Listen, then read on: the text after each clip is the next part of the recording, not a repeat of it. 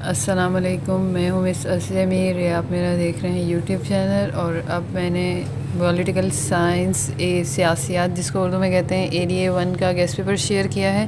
اب یہ مطالعہ پاکستان کا گیسٹ پیپر ہے ADA پارٹ 2، جو امتحانات 2026 میں ہوں گے، لیکن جو سیشن ہے وہ 2025 کا ہے۔ تو سب سے پہلے سیکشن A اور سیکشن B ہوتا ہے مطالعہ میں، جس میں اوپر انسٹرکشن میں آپ سے یہ کہا جاتا ہے کہ ٹوٹل 5 سوال کرنے ہیں، لیکن کم از کم ہر سیکشن سے آپ کو 2 کوشچن کرنے ہیں۔ اس کا مطلب ہے سیکشن A حصہ الف سے 2 کوشچن کریں، سیکشن B حصہ B سے 2 کوشچن کریں۔ اس کا مطلب ہے 5واں کوشچن بچے گا، تو اس کے لیے آپ کو آپشن دیا جا رہا ہے کہ A سے کر لیں یا B سے کریں۔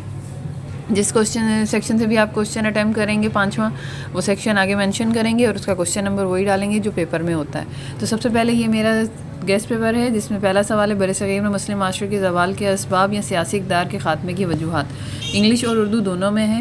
نیچے سیکنڈ کوشچن ہے قیام پاکستان کے سلسلے میں مسلم لیگ کے کردار پر بحث کیجیے۔ برصغیر کے مسلمانوں نے علیحدہ وطن کا مطالبہ کیوں کیا؟ اس والے سوال میں جو آپ ہیں وہ آپ یہ بھی لکھ سکتے ہیں کہ مسلم لیگ کے قیام کے اغراض و مقاصد۔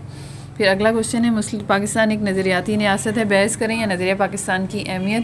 اگلا کوشچن ہے 1857 کی جنگ آزادی کی کیا وجوہات تھی؟ نیز جنگ آزادی کی ناکامی کے اسباب اور اثرات بیان کیجیے۔ پھر مندرجہ ذیل سالوں کی تاریخی اہمیت بیان کیجیے۔ سوالوں نہیں ہے، تاریخی اہمیت 1911، 1916، 1919، 1927، 1930 اور 1940۔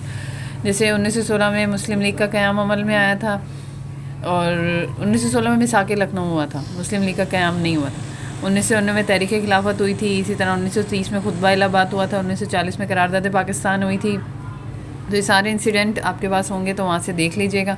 مغلیہ حکمرانوں کے زوال کا پس منظر اور اسباب بیان کیجیے۔ 1857 کی جنگ آزادی کے بعد مسلمانوں کے ساتھ برطانوی حکومت کا کیا رویہ تھا؟ برصغیر میں مسلم معاشرے کی ترقی کے لیے شیخ احمد سرہندی، مجدد الف ثانی، شیخ عبدالحق، محدث دہلوی اور شاہ ولی اللہ کی اصلاحی تحریکات خدمات بیان کیجیے۔ اور قائد اعظم اور علامہ اقبال کے ارشادات کی روشنی میں نظریہ پاکستان کی وضاحت۔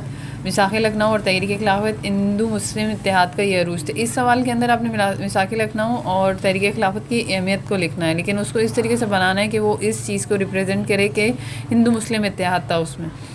پھر نیکسٹ ہے برصغیر پاک و ہند میں تعلیمی فروغ کے سلسلے میں مندرجہ ذیل تعلیمی تحریکات میں سے 2 کے بارے میں بتانا۔ علی گڑھ تحریک، مدرسہ منتظر الاسلام بریلی اور سندھ مدرسۃ الاسلام کراچی اور دارالعلوم دیوبند۔ پھر نیکسٹ کوشچن ہے مندرجہ ذیل میں سے کسی 2 پر نوٹ لکھنا ہے۔ قرارداد پاکستان اور قرارداد مقاصد میں فرق، ہندوستانی معاشرے پر اسلام کے اثرات، قائد اعظم کے 14 نکات اور کانگریسی وزارتوں کی تعلیمی پالیسی۔ پھر اس کے نیچے جو آخری سوال ہے سیکشن A کا، اس میں ہے 1916 سے لے کے 1947 تک کے اہم سیاسی واقعات بیان کریں جو قیام پاکستان کا سبب بنے۔ پھر یہاں سے حصہ B شروع ہو جائے گا۔ حصہ B میں تقریباً پاکستان سے ریلیٹڈ کوشچن زیادہ آتے ہیں۔ پاکستان کے محل وقوع کی جغرافیائی اہمیت، سی پیک کے تناظر میں پاکستان کے تعلقات پر بحث کریں۔ اور یہ اگر جو ریلیشن شپ والا کوشچن آتا ہے جس میں کسی بھی کنٹریز کے تعلقات ہیں تو وہ ریسنٹ لکھیں۔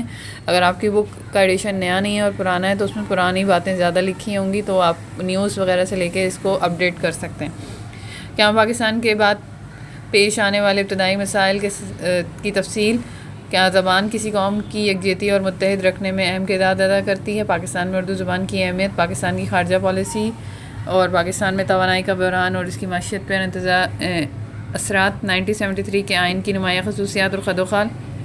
پاکستان کے لیے معاشی منصوبہ بندی کی اہمیت، نیز پاکستان میں مؤثر معاشی منصوبہ بندی کی حائل رکاوٹوں کا بھی تفصیلی جائزہ لیں۔ پھر یہ آخری کوشچن ہے جس میں نوٹ ہیں پاکستان میں طبقاتی نظام، پاکستان کے قدرتی وسائل، افواج، پاکستان کا کردار، شہری اور دیہی معاشرے میں فرق، ساکھ تنظیم اور پاکستانی معاشرے اور ثقافت کی نمایاں خد و خال بیان کیجیے۔